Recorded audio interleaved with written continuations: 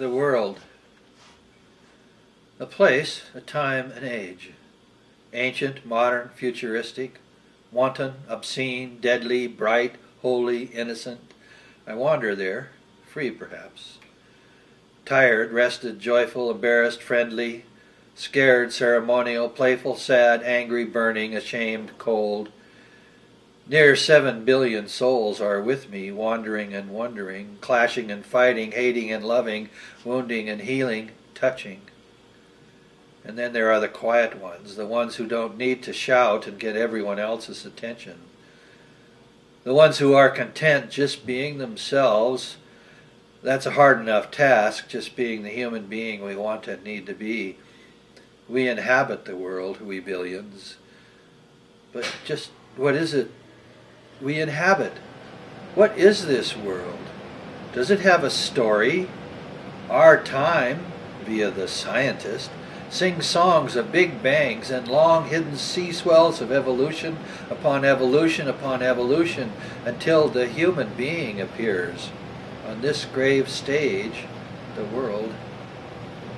So there are two now, us billions, and the stage, the world.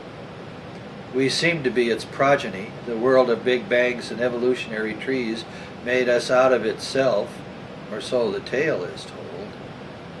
But whenever did the stage make the actor?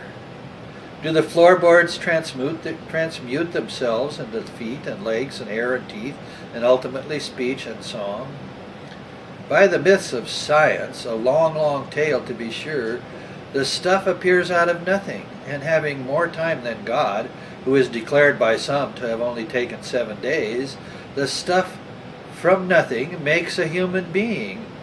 A miracle of accidents and random chaos, a mad tale we tell children who, lacking yet reason, have no basis on which to disagree. When these children play with sand on the beach, we might suggest how they too can create castles in the air, versions of billions of years where everything is made of pieces of sand thrown up into the air, where wind and tide take all these little pieces and rearrange them into countless forms, stars and suns and planets and plants and animals, and us billions on a stage. Great power and wisdom must this miracle of accidents and random chaos have, for its mad tale lets us breathe and bleed and talk and walk and fuck and get drunk and cry and be sad and run and wear silly hats. When I was young, I was told this tale in books and bits and pieces of language, although the tale in church was not the same tale as in school. One day I discovered thoughts.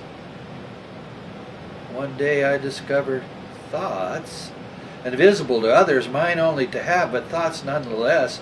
Whence came these miracles of meaning, in which I swam? The tale of the myth-making scientist was that I had a brain, some material stuff that lent me thoughts, and perhaps even lent me the thought, not true it seemed for some, that I even existed. So now the tale got stranger. A miracle of accidents and random chaos made a stage on which us billions danced, and with grave madness and certainty the priests of science declared I was not. I do believe I prefer my silly hats, and would rather have tea with a Mad Hatter than believe the miracle of accidents. Why ever would I think us billions had no point, and were but a virus and a disease on the poor earth world, hell-bent to destroy it? That strange thought others sell me is their vanity, their belief they know better than me. I'd rather remain a child in love with play than follow the mad scientist off the cliff in the cart of the miracle of accidents. Who is he to tell me what to think? How shameful to insist he knows better, of a past no scientist has ever seen, but only dreamed, taking his theory dreams for great truths. All the same to the priests of books called religion, who also tell me what to think and believe. How crass of them, how arrogant. Is there a truth which is sounder or better, and better than the miracle of accidents and the old teachings in dusty books shoved in my face in Sunday school? Who do I ask? Not these men, these priests of science or these priests of religion. They hardly seem reliable. Perhaps methinks I should ask the world from whence it came. Will not the world itself know its home, its place of birth, its future? The world lets me dance on its surfaces, hide in its caves, play on its seashores, walk in the rain, and parts the clouds at night for me to see the stars.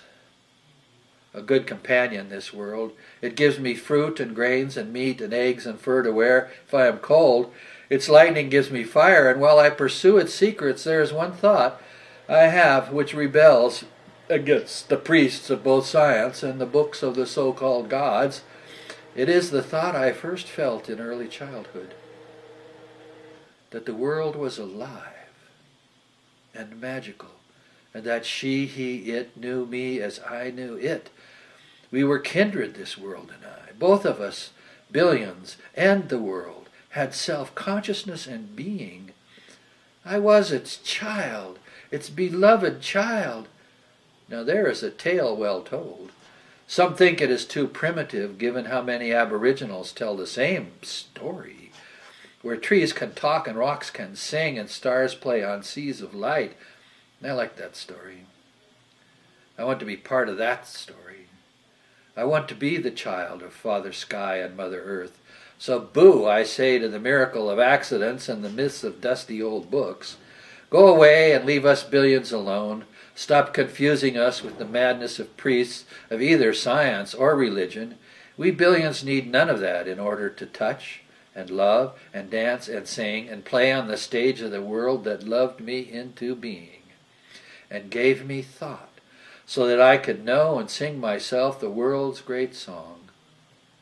We are all brothers and sisters, cousins and kin, animal, plant, stone and star and world, and we billions, all related and loved, and in love, should we so choose.